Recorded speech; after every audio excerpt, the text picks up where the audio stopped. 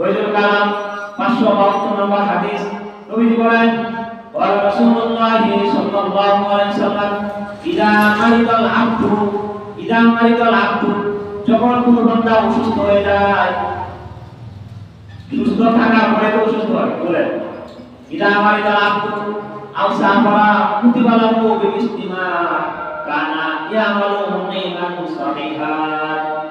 আল্লাহ তাআলা ফেরেশতাদেরকে ডেকে বলেন, হে ফেরেশতারা, আমার ওই বান্দা অসুস্থ হয়ে গেছে, সে যৌবন থাকাকালীন যে ইবাদত করতো সেই ইবাদত করতে পারে না।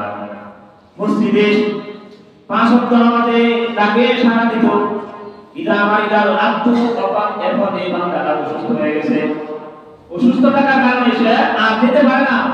আল্লাহ বলেন, নবী বলেন কুতিবা লাহু বিমিসলিমা কানা ইয়ামালু, সে যখন সুস্থ ছিল মুকিমান সাহিহা, সে যখন সুস্থ ছিল তখন যে ইবাদত করত, মসজিদে আয়েশা নামাজ আদায় করতে, কোরআন তেলাওয়াত করতে, এগুলি তো এখন মসজিদে জামাতের সাথে শেষ করতে পারছে না। রাসূল সাল্লাল্লাহু আলাইহি ওয়াসাল্লাম বলেন, আল্লাহ তাআলা ওই ফেরেশতাকে তখন বলবেন যে তাকে আগে যেভাবে নেকি যেভাবে সওয়াব দিতা, এই সওয়াব আপনি কি এখন তুমি তা আমলনামায় লিখে দাও। সুবহানাল্লাহ। আমার কথা না, রাসূল সাল্লাল্লাহু আলাইহি ওয়াসাল্লাম বলেন, ইদা মারিদাল আব্দু সাফারা কুতিবা লাহু ইয়ামালু বিমিসলিমা মুকিমান সাহিহা, যে সুস্থ থাকাকালীন সে যে আমলগুলি করতো, অসুস্থ থাকার কারণে এখন সে করতে পারছে না। কি বলেন, আমরা 75 বছর থেকে অসুস্থ হয়ে গেলে বড় বড় ইচ্ছাকে বলা হয়, আপনি যদি ঘরে পড়ে থাকেন এক মাস, ইচ্ছা করলেও আপনি বসে আসতে পারবেন না। পারবেন? কত সুস্থ সবল, কত শক্তি যুবকের শরীরে, শীতে শীত তাকে ধরতে পারবে না, তারপরেও নামাজ পড়ে না, সেটা আসে না। আর অসুস্থ হলে কি করবে? অসুস্থ হলে তো কল্পনাও করা যায় না, সে আমাকে ডাকবে, স্মরণ করবে, সুবহানাল্লাহ, লা ইলাহা ইল্লাল্লাহ মুখ থেকে বের হবে, এটাও আসবে না, শয়তান দিবে না। কিন্তু আল্লাহ তাআলা বলেন, নবী বলেন, ওই বান্দা কিয়ামত তাআলা অসুস্থ অবস্থায় আল্লাহ তাআলা নেকি দিবেন, সওয়াব দিবেন।